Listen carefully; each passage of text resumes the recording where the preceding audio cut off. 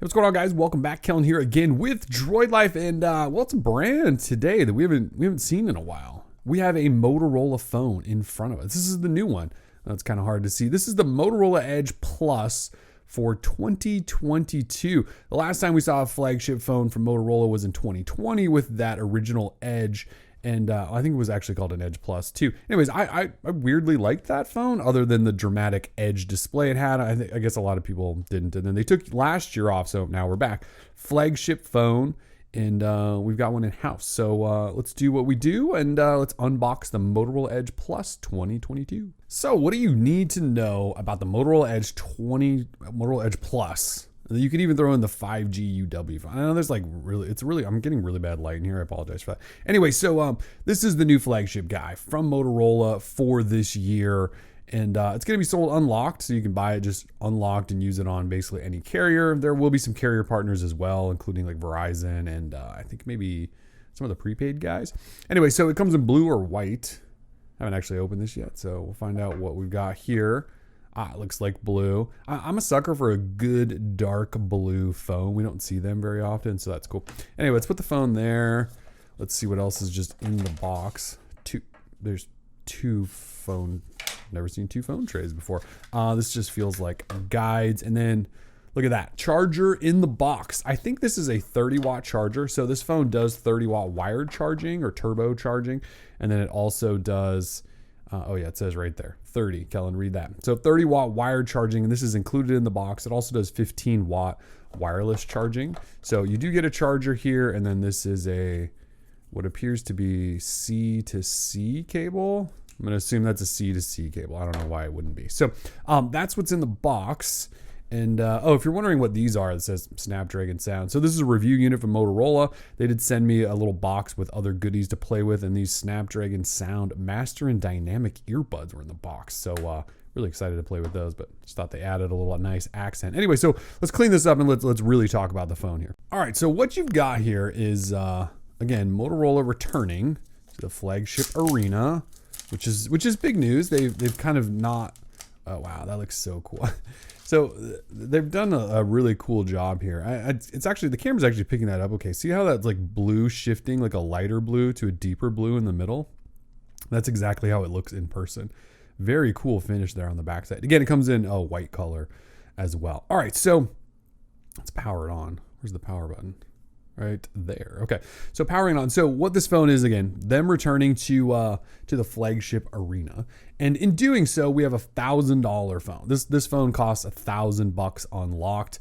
I don't know what carriers are going to price this thing at, but if you buy it unlocked, it'll be $1,000. However, at launch, they're doing like $100 discount, so it'll be $8. Oh yes, hello Moto. It'll be $899 at launch for a limited period of time, and they may revisit that price over the life of the phone. But so $899. And you're probably wondering, well, what you get for that. So you get up front a big 6.7-inch OLED display that is it's full HD, but it is 144 hertz. So stupidly smooth on the refresh rate there. Samsung's phones are like 120, Google's are 120. We got up to 144 here. So it might be just absurdly smooth. So you got that. On the inside, you have a Snapdragon 8 Gen 1 processor, which is the newest from Qualcomm, hence the Snapdragon Sound earbuds. So you've got that. So same processor that you've got from Samsung and their Galaxy S22 series, a 4,800 milliamp hour battery, which, as I mentioned, again, does 30-watt wired charging, and there is a charger in there, 15-watt wireless charging. You've also got 8 or 12 gig RAM, up to 512 gigabytes of storage. I don't know how much this has. We will fire it up and I'll confirm that for you. So plenty of storage, plenty of RAM. It's got those goods. It's got stereo speakers, a bunch of microphones, Bluetooth 5.0, Wi-Fi 6E. Yes, this one does have NFC. I know Motorola does that weird thing with their mid-range phones in the US where they pull NFC out. This does have that. Obviously, there's 5G. It is not necessarily water resistant. It's IP52. But it's not like 68 like we've seen where you should really go dunking this or, that sort of thing like we've seen from so many other devices. You do have a USB-C port down here, SIM tray as well. There's one of the speakers, volume rocker, power button over here on this side. Absolutely nothing on this side. There's that little Moto logo in the back, which I don't believe is anything. I think that's an in-display fingerprint reader. It does have a fingerprint reader, but that I don't believe that's one. Again, I'll try to confirm that. Camera though. So we haven't talked about this yet. So camera, you have basically what is a dual camera system. I know there's 3 lenses. You have dual 50 megapixel sensors. So the main one is 50 megapixel f1.8, and it's quad pixel technology. So they're pixel binning down. It's got optical image stabilization, phase detect, autofocus. It's kind of the big guy. Then you also have a 50 megapixel ultra wide. So you've got really ultra wide at f2.2. And I believe that doubles as a macro shooter as well. So the ultra wide, you can also take macro shots with, which is great. And it's 50 megapixel. It's not one of those weird like 2 megapixel macros. Anyway, speaking of weird 2 megapixels, so the third sensor, I'm not sure which of the 3 here, is just one of those weird 2 megapixel depth sensors. So really it's a dual 50 megapixel shooter, and then you have a weird depth thing. But we'll be interested to test that out. It runs Android 12.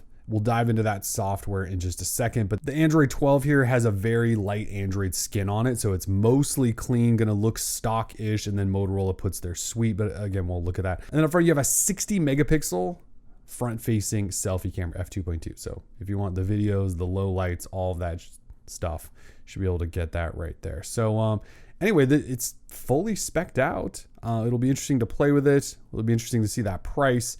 Let me dive into software and give you a quick look there. All right, so we've jumped through, and I looked at it for a second, and this really is just that light Motorola skin action for Android where they just don't customize a ton, and then they add their software on, which is this Moto app, and they mostly just kind of leave it like Google would sort of show you, and then add some cool features on. This very much looks like a Verizon variant, and the reason I say that is there's Verizon bloatware everywhere. So anyways, what you need to know is, so you swipe up and you have a familiar app drawer.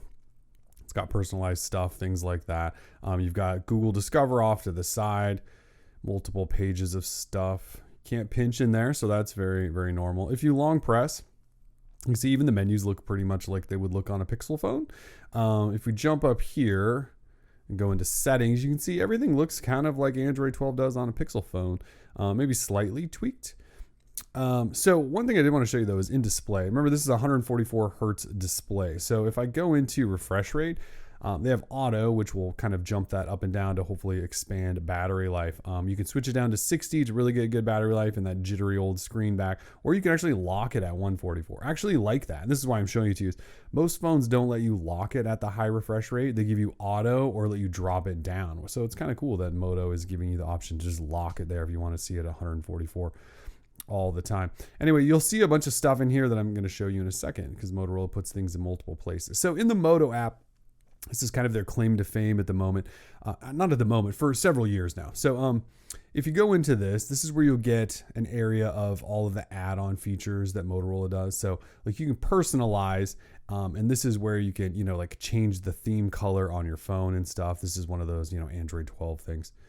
If we go back there, you can change fonts and layouts of home screens and icon shapes, and there's your system theme and font size and whatever. You can change all of that stuff.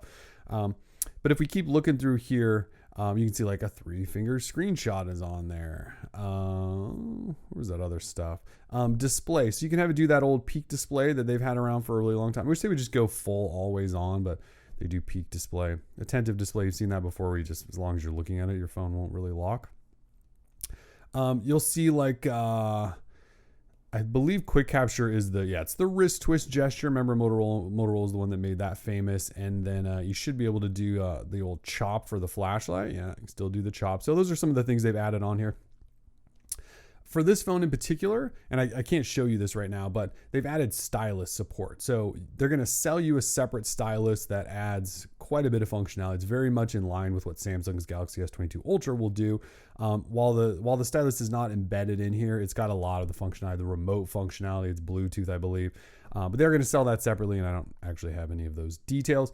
The other thing is, you can see it right here on this box. It says ready for compatible.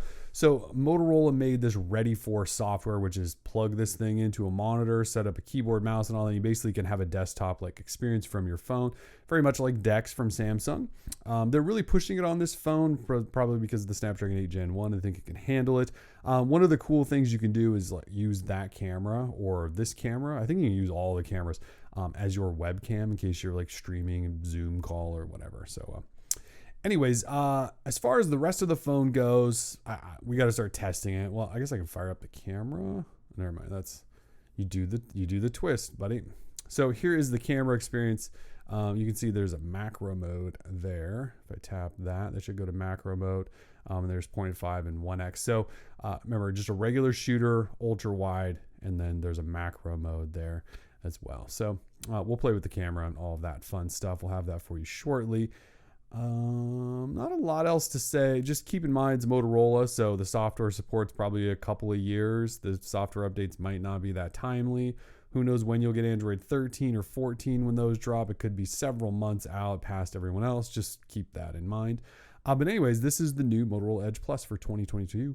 $1,000, but it'll be $100 off at launch. So we'll review this thing. So stay tuned for a full review. If you guys have comments, questions, or want to know anything else, let us know. We're Droid Life. Peace.